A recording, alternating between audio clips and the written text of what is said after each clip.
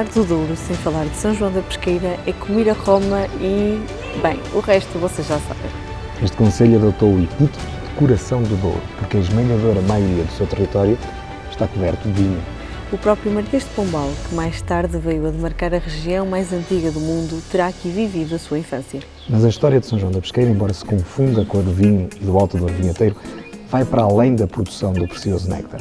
Por todo o concelho há inúmeras referências patrimoniais e arqueológicas. Por exemplo, a Praça da República, onde estamos, e onde podes encontrar a Capela da Misericórdia de estilo barroco, com 2 fantásticos painéis de azulejo. O Arco, a Torre do Relógio e a Arcada do século XVIII, onde no passado funcionou o mercado, são os outros pontos de interesse desta praça, a que se soma o Museu Eduardo Tavares. História, vinho e património no coração do Douro. Para além do património edificado, São João da Pesqueira prima pelas belíssimas paisagens, com os vinhedos como marca dominante. As amendoeiras em flor alegram os invernos e o município tem como raiz e identidade o Rio Douro.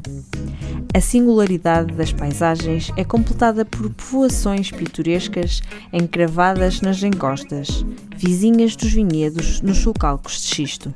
O concelho é um dos maiores e melhores produtores de vinho fino ou generoso, mundialmente conhecido por Vinho do Porto. E é também onde se instalaram as primeiras empresas do setor com representatividade nacional. Este é o concelho da região do Mercado do Douro, que apresenta a maior área na zona de influência do património mundial, reconhecido pela sua antiguidade, pelos seus terraços e pelo cruzamento de culturas. É esta conjugação de fatores que fazem dele o ex-libris da região do Douro. Classificado em 2001 como parte integrante do Alto Douro Vinheteiro Património Mundial, o concelho de São João da Pesqueira prima pelo caráter de unicidade da paisagem construída, assente na cultura da vinha e do vinho, e no cotidiano das populações, que aqui, diariamente, contribuem para a sua constante transformação. O povoamento de São João da Pesqueira remonta a tempos ancestrais. Prova disso são os inúmeros vestígios arqueológicos, palácios brazonados, igrejas seculares abonadas em história e cultura que testemunham diferentes épocas da humanidade. São João da Pesqueira detém o foral mais antigo de que há memória, atribuído pelo rei Fernando Magno, nas datas de 1055 e 1065, constando já o vinho entre os tributos a pagar ao rei. Em pleno centro histórico de São João da Pesqueira encontra-se a Praça da República, onde pode contemplar um harmonioso conjunto de património histórico e monumental recuperado a nível de fachadas e pavimentos. Destaca-se aqui a Capela da Misericórdia com uma fachada barroca revestida com 2 painéis de azulejo representando Cristo e a Samaritana e Cristo curando o enfermo. Outros dos atrativos são também o Arco, a Torre do Relógio e a Arcada do século XVIII, que serviu de mercado noutros tempos. Do lado oposto à capela encontra-se o Museu Eduardo Tavares. Este edifício apresenta uma fachada barroca que ostenta a pedra de armas real que foi mandada edificar por Dona Maria I em 1794. Inicialmente funcionou como sede de poder municipal. A seguir foi instalada a cadeia da comarca, após a transferência da Câmara Municipal para o edifício na Avenida Marquês de Soveral. Muito cedo, agentes de São João da Pesqueira assumiram um lugar de destaque na construção do reino português. Existem em diversas freguesias do concelho vestígios materiais dessa influência. Por exemplo, nas traseiras da Praça da República subsiste um conjunto habitacional outrora pertencente à comunidade judaica e cristã nova, composta maioritariamente por casas de xisto. Atualmente chamada de Rua dos Gatos, um estreito e acanhado arruamento invoca as irregularidades das urbes medievais, constituindo assim um importante testemunho na história de São João da Pesqueira. Na Igreja Matriz de São João da Pesqueira, embora o tempo a tenha feito perder boa parte do seu traço original, o sabor medieval ainda é visível no portal principal do arco ogival. No interior desta igreja, cuja edificação deverá remontar ao século XIV, sobressai o retábulo-mor na cabeceira dourada e pintada por José de Araújo Alvão de Menezes. No lado oposto à Igreja Matriz encontra-se o edifício dos Passos do Concelho, de construção erudita tipo palaçada. Este possui uma planta retangular simples, com destaque para a cornija sobrepujada pela pedra de armas, molduras de granito e secada com varandas de ferro, o que lhe dá um ar nobre. O átrio merece especial atenção, pois contém belíssimos painéis de azulejos, alusivos à etnografia da vinha e do vinho. O Museu do Vinho de São João da Pesqueira, cuja temática se foca no vinho e na vinha, dá ênfase aos produtos e atividades da região do Douro. Este majestoso museu, além de uma exposição permanente ligada à temática do vinho, contempla uma sala de provas, uma loja de vinhos, um wine bar e outros espaços expositivos e culturais, dando cumprimento ao desígnio do Museu de Território, sendo por esse motivo um nó da rede que está a ser tecida pelo Museu do Douro. A Casa do Cabo é um pequeno palacete de brasão joanino pós-pombalino que constitui um dos exemplos do património construído mais belo da região. Delineado por Nicolau Nasoni, este solar pertenceu à família mais ilustre da época, a família Sande e Castro. Com a chegada da filoxera, várias casas senhoriais foram abandonadas, tal como a Casa do Cabo, ficando anos mais tarde a funcionar como tribunal. Atualmente, é pertença da Câmara Municipal deste concelho. A Quinta de Cidró situa-se em São João da Pesqueira a cerca de 8 km do Rio Douro. As primeiras vinhas foram plantadas no século XIX, a quando a construção de um belíssimo edifício apalaçado que pertenceu ao Sr. Luís de Sobral Vassal e Sousa. Foi aqui que o rei Dom Manuel II e certamente seu pai Dom Carlos, convidados de honra do prestigiado marquês, passeavam nesta quinta, na época das vindimas, com a sua comitiva real. O Marquês de Pombal, em menino e moço, estudou no convento franciscano da vila de São João da Pesqueira, onde um tio padre ministrava lições de latim. Terão surgido rivalidades com os marqueses de Távora, por se terem oposto ao namoro e enlace matrimonial entre Pombal, filho de gente humilde, e a formosa descendente dos prestigiados Távoras. Em 1756, o Marquês de Pombal, na qualidade de Ministro de Estado de Portugal, determinou imediatamente o controle estatal sobre o comércio do vinho do Porto sob a forma de uma empresa, a Companhia Geral da Agricultura das Vinhas do Alto Douro, mais tarde conhecida como a Real Companhia ou Companhia Velha, com o monopólio do comércio com a Inglaterra e o Brasil e da produção e venda de aguardente no norte de Portugal. No mesmo ano, os limites da área vitivinícola do vinho do Porto foram demarcados e a sua posição assinalada com 335 pilares de pedra, conhecidos como os Marcos Pombalinos. Em 1757, fez-se a primeira classificação abrangente das vinhas do vinho do Porto, quase um século antes da semelhante classificação que se fez em Bordeus. Um planalto retalhado por campos lavrados e rodeado por socalcos repletos de vinhas, interrompidos por zonas montanhosas onde sobressaem as florestas, é o enquadramento para a aldeia de Trevões. Esta é mais uma das aldeias vinheteiras do Douro, aqui no concelho de São João da Pesqueira. O número de capelas e ermidas, todas elas encerrando ricas tradições, são reflexo de uma comunidade muito religiosa. No Museu Etnográfico, as memórias de um povo, as suas raízes e as suas tradições são preservadas. Alguns solares compõem a imagem de Trevões. E é daqui que saem algumas das melhores colheitas que originam alguns dos melhores vinhos da região demarcada do Douro. A origem do topónimo tem levantado alguma controvérsia. Diversos documentos atribuem-lhe o nome de Trovões. Outros documentos, porém, denominam-na Trevões. E assim surgem diversas teorias na tentativa de explicar a origem e evolução etimológica deste topónimo. Trevões tem referências patrimoniais que o definem como um todo. Ao longo das suas artérias é possível observar espaços, fragmentos e elementos patrimoniais de diversas épocas. A Igreja Paroquial de Trevões, Património Nacional, presta culto a Santa Marinha. A fundação medieval da igreja é indubitável, tanto mais que, quando foi demolida a velha Torre Sineira, no século XVIII, foram encontradas pedras sigladas e com inscrições incorporadas na nova estrutura. O edifício, em excelente estado de conservação, apresenta uma fachada austera, onde se rasga grande portal de arco apontado, sobrepujado por janelão de traça setecentista. O edifício do Paço Episcopal, pertença dos bispos de Lamego, ergue-se em paralelo com a fachada norte da Igreja Matriz e foi mandado construir em 1777. A Casa do Adro foi mandada erguer em 1605 por Baltazar de Almeida Camelo. A fachada principal do edifício pontua 8 janelas, sendo as do andar nobre da sacada com gradeamento em ferro folgado e as do písio térreo de guilhotina, gradeadas em peito de rola.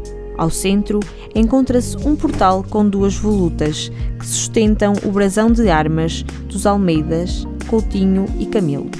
O Museu de Trevões, com o objetivo de guardar a memória desta povoação, transmitindo aos seus habitantes a continuidade e diversidade local e mostrando-lhes as suas raízes e tradições, possui uma estrutura onde se recriam espaços ligados à vida da freguesia. A sua importância económica foi restaurada através do património cultural ligado ao contexto diocesano regional, que levou com que fosse criado um pequeno núcleo museológico com o objetivo de preservar e divulgar o património sacro de Trevões a toda a população e a todos aqueles que a visitam. A tradição diz que o nome de Paredes da Beira lhe foi dado por Dom Fernando, o Magno, rei de Leão, não só pelos afloramentos graníticos que abundam em redor desta povoação, como também pelas ruínas de muitos muros e arranjos de pedra deste duro granito que aí se encontram. A sua história está intimamente ligada à própria formação do país. O mais antigo foral de que há memória no território lusíada é o foral do rei Leão Dom Fernando, da segunda metade do século XI, concedido conjuntamente às vilas de Penela, Paredes da Beira, São João da Pesqueira, Linhares e Anciães. Nos tempos do rei de Leão, os mouros dominavam toda esta região em Paredes da Beira, aproveitando o maciço granítico que constitui a elevação do terreno que protege a povoação, construindo um poderoso castelo. Nos seus arredores encontram-se numerosos vestígios de obras de defesa dos povos que aí habitavam. Desta localização e sistema defensivo resulta muito provavelmente a lenda e expressão bairrista dos habitantes de Paredes da Beira, que dizem ser esta a cidade do Sol e dos 7 castelos, expressão consagrada agora na ordenação heráldica aprovada para a freguesia. Historicamente, há indicativos da existência de 7 castelos nesta região, num raio de 3 km.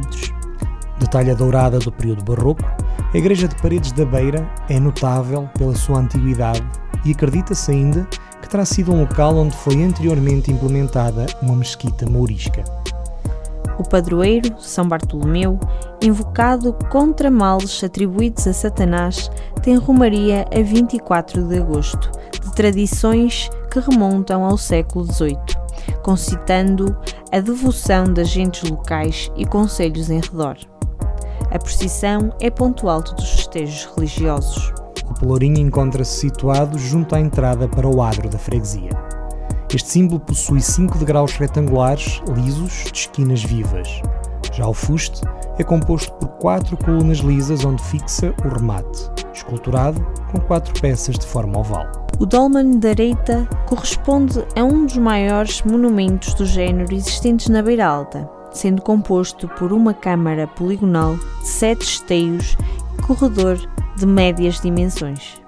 Cronologicamente, pelas suas características, artefatos encontrados e testes realizados, pode-se afirmar que se situa nos finais do 4º milénio a.C. São Xisto já praticamente não tem habitantes. Apesar da deslumbrante paisagem das mágicas ruelas desta aldeia, aqui a desertificação no interior já se sente há pelo menos uma década. Não deixa, contudo, de ser um local encantado. O xisto que caracteriza a aldeia contrasta com o granito que aflora na outra margem do rio. E ainda é possível visitar a capela, o Mirante do Anjo Arrependido e a Fonte Centenária. Estamos bem perto do Cais da Ferradosa e da estação ferroviária, que em 2h30 liga ao Porto. Não há assim desculpa para que pelo menos uma tarde não seja bem passada neste idílico local esculpido pelo homem e pelos deuses. A aldeia de São Xisto, na freguesia de Val de Figueira, está localizada num dos mais bonitos trechos da região duriense. Ocupa uma das falésias sobranceiras ao Rio Douro, xistosa e com um declive suave, em contraste com o caráter granítico e de grande declive da margem oposta, que mergulha abruptamente nas águas plácidas da barragem da Valeira. A recuperação que tem vindo a ser realizada na aldeia está praticamente concluída.